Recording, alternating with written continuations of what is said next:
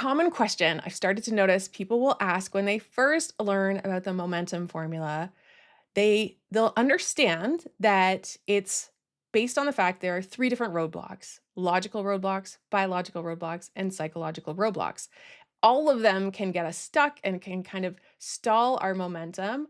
And when it comes to the approach, each roadblock needs a different one. For logical, you want a method. For biological, you want a mode. And for psychological, you want the mindset. Now, the question that I notice comes out most after I've explained that is, okay, but what do I start with?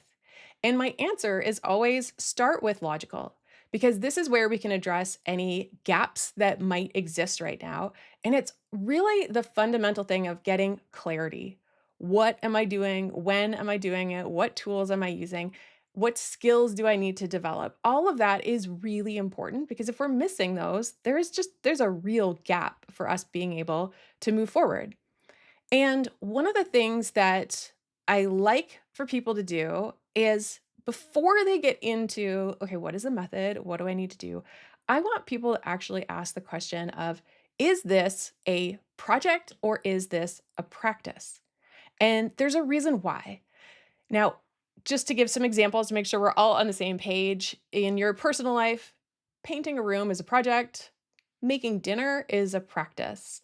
At work, building a website is a project, and doing a weekly review, that's a practice. So these projects tend to be time bound, and we usually know when they're done, they have a natural conclusion based on the work.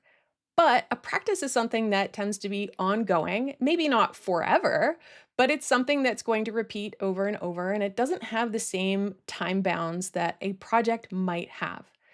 And why does this matter? Well, I see that there's this tendency, both by myself and people that I work with, to jump into a practice without spending enough time establishing a sustainable system. For example, you might put something in your calendar for this practice that you want to adopt and establish, but you haven't actually spent enough time asking, what is going to sustain this? What am I actually doing and what works for me? And when I talk about sustainable system and the momentum formula, a sustainable system is when you have a clear and complete method and you've got a mode that suits how you'll work. In other words, you know exactly what to do and how to do it, and you do it in a way that is natural to you, it fits, and it's something you want to keep repeating. Versus if it really is awkward, uncomfortable, doesn't suit you at all, you're not going to want to keep doing that method. So having the two of them together is how you get this sustainable system. And then once you add in the right mindset, if you're not holding yourself back, this is where you take action. And because you have a method, it's consistent action. And because you're using a mode that suits you and how you work, it's going to feel aligned. And this is all together is where you have momentum. So what happens is that a practice with momentum, you need both. You want to have a method and you want to have the mode established so that when it's time for this practice, you know exactly what is going on.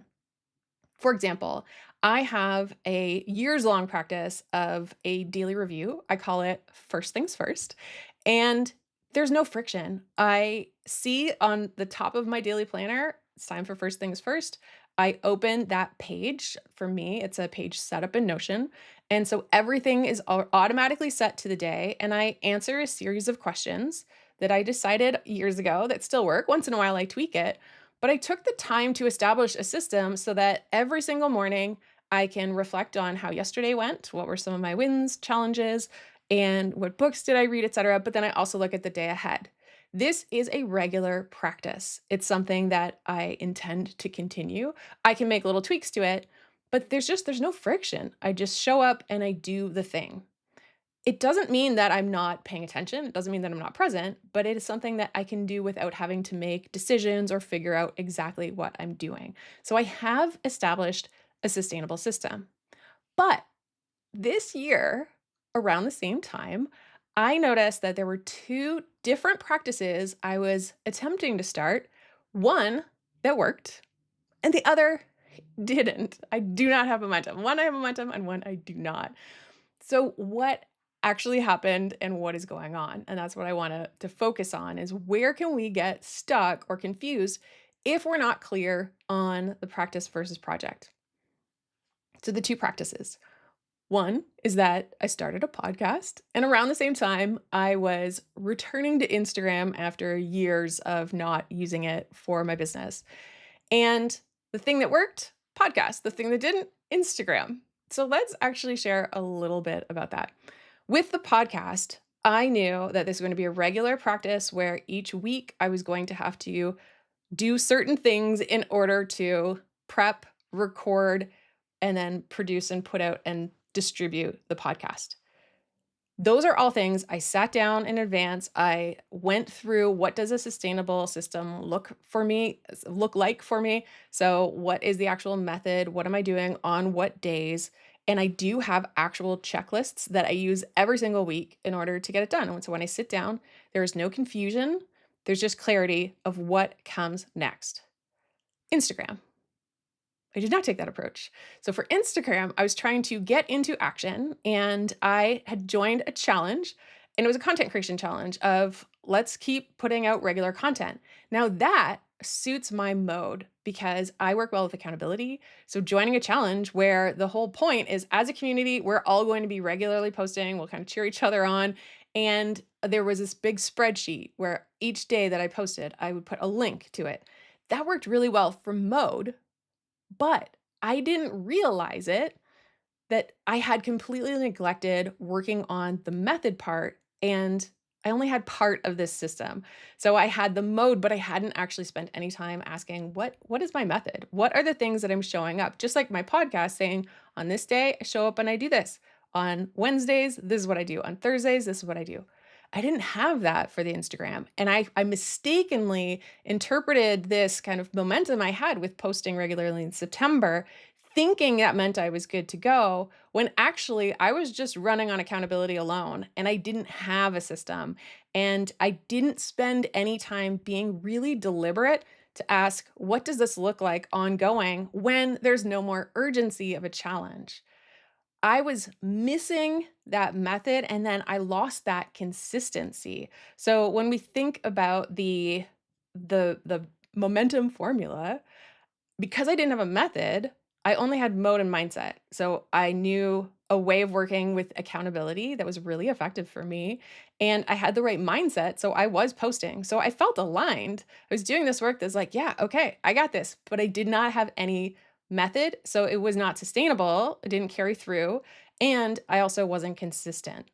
And each week I was trying to figure out, okay, what does this look like? And in October, when things got challenging, I had some personal commitments come up I had to take care of. Everything fell apart because I did not have a method. I did not have a system put together. And I think the important point and why I'm trying to share this specific example is that if you don't have the structure in place, if you haven't spent that time to intentionally ask, what does this practice look like so I can continue it ongoing without having to think or make decisions or have a lot of friction? If you haven't paused enough to do that, then it's going to fall apart because you haven't actually built a system first. And all I did was put a recurring note in my daily planner for Instagram, which is meaningless. And it's the complete opposite of what I did with podcast, where every single recurring task in my planner, my weekly planner, has different things on different days because that's how I create regular content for that practice. Now, Instagram is different than a podcast, but I should take those lessons that there needs to be a little bit more work than just putting a block that says Instagram. So when it's time for Instagram, I'm left making decisions. I'm not clear on what I'm doing. So what I need to do is acknowledge, well, it's a logical problem. I am missing a method. And then this is where the project and practice comes in.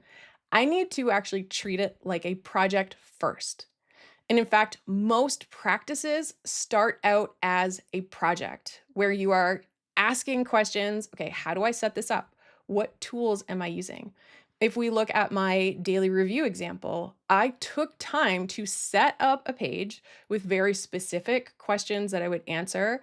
I spent a little bit of time tweaking it, but all that was an actual contained project to get that ready so that then I could maintain it as a practice.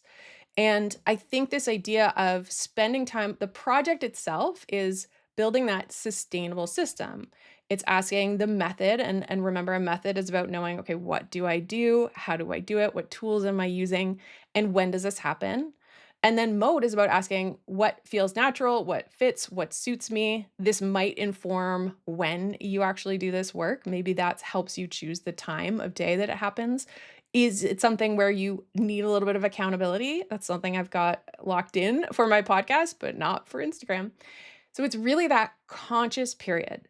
So anytime you are establishing a new practice, there is going to be this phase, this project phase, where you are highly conscious.